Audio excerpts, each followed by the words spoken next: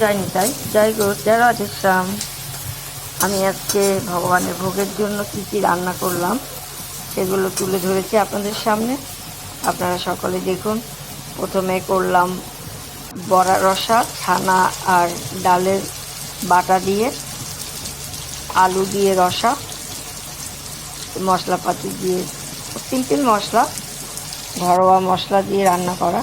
একটা সিক্রেট মশলা আমার আছে, যদি আপনারা সিক্রেট মশলাটাই জানতে চান আমাকে কমেন্ট বক্সে কমেন্ট করবেন সকলে। আমি সিক্রেট মশলাটা কী করে করতে হয় অবশ্যই বলবো। ওইদিকে অন্ন হচ্ছে, অন্নর মধ্যে একটা কৌটোর মধ্যে ডাল সেদ্ধ দিয়েছি, মুগ ডাল, কাঁচা মুগ ডাল, সেই ডাল হবে। আর এদিকে রসা রেডি। এরপর হবে ঝিঙে বাটা, তার মধ্যে কালো জিরে, শুকনো লঙ্কা আর হচ্ছে বাদাম, এগুলো দিয়ে একটু হালকা ফ্রাই করে নিয়েছি। ফ্রাই করার পরে এটাকে ঠান্ডা করে মিক্সিতে একটুখানি বেটে আবার একটুখানি কষিয়ে নিয়েছি। এইভাবে খেয়ে দেখবেন, ভগবানকেও ভোগ লাগিয়ে দেখবেন, ভীষণ ভালো লাগে খেতে। আপনারা যারা যারা করবেন বলবেন। এই যে ডালটা আমি সেদ্ধ ডালটা আমি ফোড়ন দিলাম, জিরে শুকনো লঙ্কা দিয়ে ফোড়ন দিয়ে লাস্টে লেবু পাতা দিলাম, নুন হলুদ এগুলো তো সবাই জানেন, মিষ্টি ফিষ্টি যা যা লাগে ওগুলো তো দিতেই হবে।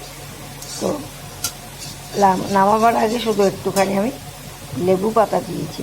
একবার কাঁচা মুগ ডাল এরকম করে সকলে ভগবানকে ভোগ দিতে পারবেন, বা নিরামিষ দিনে আপনারা যদি নিরামিষ খান সেদিনকেও আপনারা খেতে পারেন, দেখবেন ভালো লাগে। তো গ্যারেন্টি দিয়ে বলছি, ভালো লাগবেই লাগবেই লাগবে। আমি আজকে যা যা ভগবানের জন্য ভোগ রান্না করলাম, আপনারা সকলে এরকমভাবে ভোগ রান্না করবেন, ভোগের জন্য রান্না করবেন এবং ভগবানকেও নিবেদন করবেন, আপনারাও খাবেন। আর যদি ভোগ না লাগান তাতেও আপনি নিরামিষ দিনে আপনারা করতে পারবেন। এরপরে আমি করলাম লাস্ট মেনু পাঁপড় ভাজা।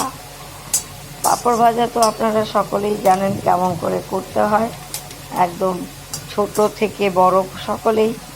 তো এই হলো আজকে আমার ভগবানের ভোগ। দেখুন সব সাজিয়ে দিয়েছি, রামরস মানে লবণ সব দিয়ে সাজিয়ে এবার ভগবানের কাছে নিবেদন করতে যাচ্ছি।